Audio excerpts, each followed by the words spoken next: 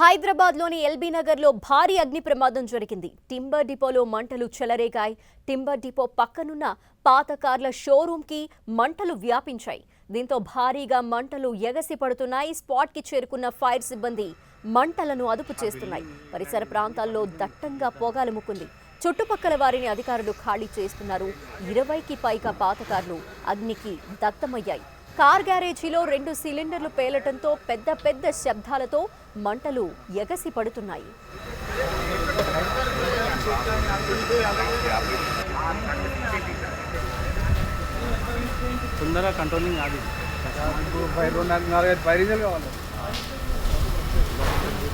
హైదరాబాద్లోని ఎల్బీ నగర్లో భారీ అగ్ని ప్రమాదం జరిగింది. టింబర్ డిపోలో మంటలు చెలరేగాయి. టింబర్ డిపో పక్కనున్న పాత కార్ల షోరూంకి ఈ మంటలు వ్యాపించాయి. దీంతో భారీగా మంటలు ఎగసి పడుతున్నాయి. స్పాట్కి చేరుకున్న ఫైర్ సిబ్బంది మంటలను అదుపు చేస్తున్నాయి. పరిసర ప్రాంతాల్లో దట్టంగా పొగలుముకుంది. చుట్టుపక్కల వారిని అధికారులు ఖాళీ చేస్తున్నారు. 20కి పైగా పాత కార్లు అగ్నికి దగ్ధమయ్యాయి. కార్ గ్యారేజీలో 2 సిలిండర్లు పేలటంతో పెద్ద పెద్ద శబ్దాలతో మంటలు ఎగసి పడుతున్నాయి.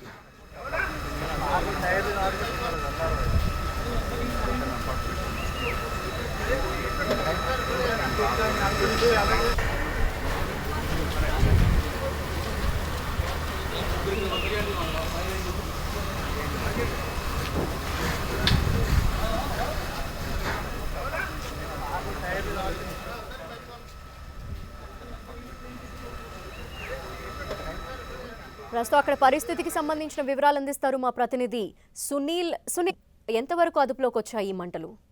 ప్రస్తుతం అయితే మంటలు పూర్తిగా అదుపులోకి రావడం జరిగింది. ప్రస్తుతం దాదాపు గంట సేపు పైగా ఫైర్ సిబ్బందితో పాటు అటు లాండర్ పోలీసులు, ట్రాఫిక్ పోలీసులు పూర్తిగా అహర్నిశలకు శ్రమించి మొత్తం మంటలు కూడా పూర్తిగా అదుపులో తీసుకొచ్చిన పరిస్థితి మాత్రం మనకు కనబడుతుంది. మొత్తం దాదాపు టింబర్ డిపోతో పాటు పక్కన ఉన్నటువంటి కార్ షోరూమ్ లో కూడా పూర్తిగా మంటలు వ్యాపించాయి. దాదాపు 20 కార్లకు పైగా పూర్తిగా అగ్నికి ఆహుతి కావడం జరిగింది. ఇక మరొక కొన్ని షాపులకు మంటలు వ్యాపించకుండా ఫైర్ సిబ్బంది పటిష్టమైనటువంటి చర్యలు కూడా తీసుకున్నారు. మొత్తం దాదాపు ఒమెన్ యువ కార్ షోరూమ్ లో దాదాపు 20 కార్ల పైగా పూర్తిగా మంటల అగ్నికి ఆహుతి కావడం జరిగింది.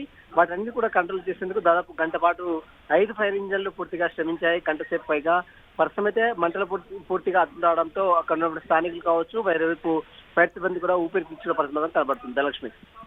అయితే సునీల్, మూసి ఉంచిన టింబర్ డిపోలో అసలు మంటలు ఏ విధంగా వచ్చాయి, అవి ఏ విధంగా అంటుకున్నాయి, దీనికి సంబంధించి ఏమైనా ప్రాథమిక సమాచారం తెలిసిందా?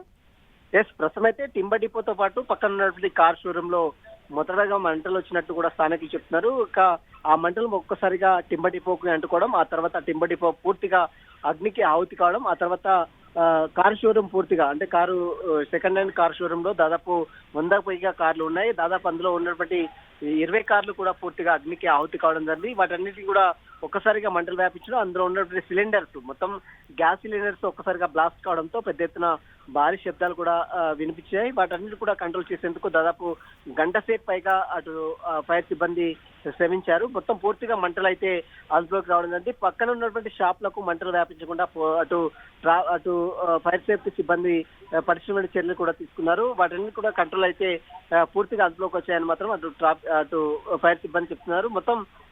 మొత్తం అయితే చాలా వరకు అటు జాతీయ రహదారి కావడం, అక్కడ ఉన్నటువంటి పెద్ద ఎత్తున ట్రాఫిక్ ఇబ్బందులు తలెత్తడం కూడా జరిగింది.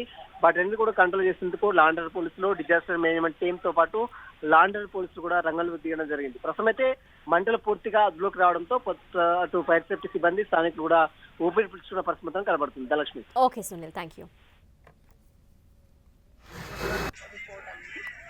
డీటెయిల్స్ లోకి చూస్తే ఒక కారో మ్యాన్ అన్న ఒక షోరూంలో సెకండ్ హ్యాండ్ కార్ షోరూంలో ఫైర్ యాక్సిడెంట్ అయింది. రీజన్స్ అవి ఇంకా మనకి ఫర్దర్ తెలిసేది ఉంది.